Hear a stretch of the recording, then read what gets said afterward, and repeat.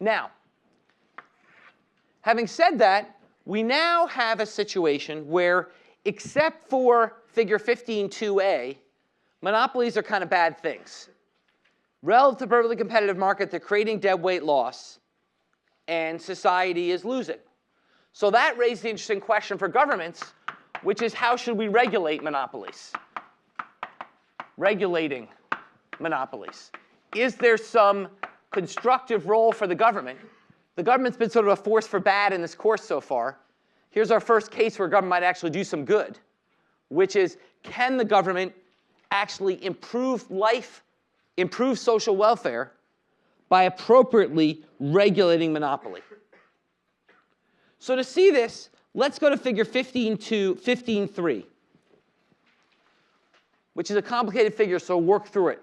But 15.3 is an example of optimal government monopoly price regulation, which is, what if the government, now we're back to the example we had last time with our demand curve is P equals 24 minus Q. Our cost curve is 12 plus Q squared. Okay? You remember that, that same example from last time.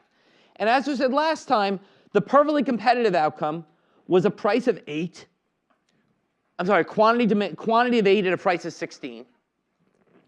The monopoly outcome was a quantity of 6 at a price of 18. Okay? Same as last time. Now, let's say the government, yeah, I'm sorry. Would you mind writing like those different equations? Sure, not at all. Thank you for asking. So this was price equals 24 minus quantity was the demand curve, and cost equals 12 plus Q squared. Okay? And that's what it, and so the marginal cost, most importantly, the marginal cost here is 2Q, or 2 big Q. It's a monopoly market. Little q is big Q here. Okay? So that's where these curves are coming from. So the marginal cost is 2Q, and the demand curve is price is 24 minus quantity, or quantity is 24 minus price. You can write it either way. Okay? So that's the example from last time. Thanks for clarifying that. Now, what we have here is we have the outcome from last time. Now, let's say the government came in and said, you know what? We know what the competitive outcome is here. We know the competitive outcome is a price of 16 and a quantity of 8. So we're going to set a price ceiling at 16. Now, you should jump up and scream, no! We learned in lecture 2, price ceilings are terrible. You're going to end of the world. Cats and dogs living together. It'll be terrible. Okay? So basically, that's what you should say. But in the case of monopoly, you wouldn't be right. Because in the case of monopoly, that price ceiling can actually make things better. Because now let's look at the monopolist's decision. Okay? His marginal revenue curve has now changed. For quantities above 8, the marginal revenue curve is the old marginal revenue curve. Okay, so it's the lower portion of the old marginal revenue curve, below where that dashed line hits it. But for quantities below 8, the marginal revenue curve jumps up and becomes a flat line at 16. That is, for quantities below 8, the marginal revenue is the price. And why is that? What happened to the monopoly poisoning effect? What happened to that portion of the marginal revenue curve below 8? Why is it now just that flat line? Where'd the monopoly poisoning effect go? Where did it go? Where did the monopoly poisoning effect go? Why is there no, how come the monopolist, we're used to, so I'm now saying the monopolist chooses, if the government sets a price cap of 16, I'm now saying the monopolist chooses to produce 8. Why does the monopolist, so I'm not saying the government forced it to produce 8, it's choosing to produce 8 given that price cap. Why is that? Given that price cap of 16, why is it choosing to produce 8? Someone want to raise their hand and tell me? Think about why it chose to produce 6 before. Why did it choose to produce 6, and why is it now choosing to produce 8?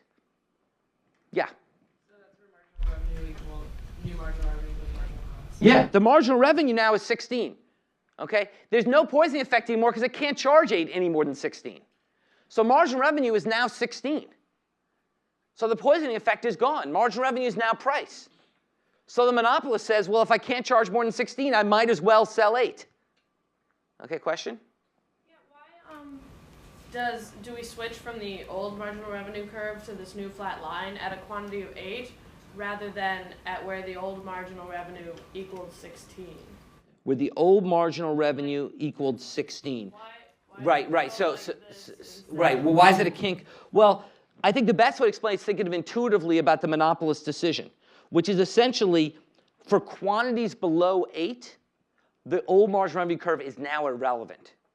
Because what's the marginal revenue of selling a unit? It used to be, if I sold that 8th unit, my marginal revenue was I got 16 in the 8th unit, but I lost the fact that I used to be able to charge 18 on the previous units.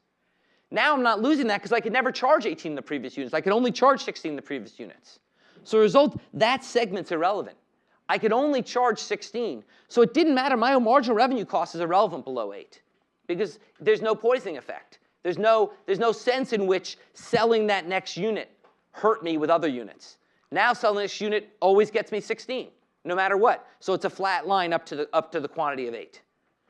Okay, because there's basically, no matter what I do, I'm getting 16. Okay, other questions about that? So essentially, by the government rolling in and setting a price ceiling, we've made things better.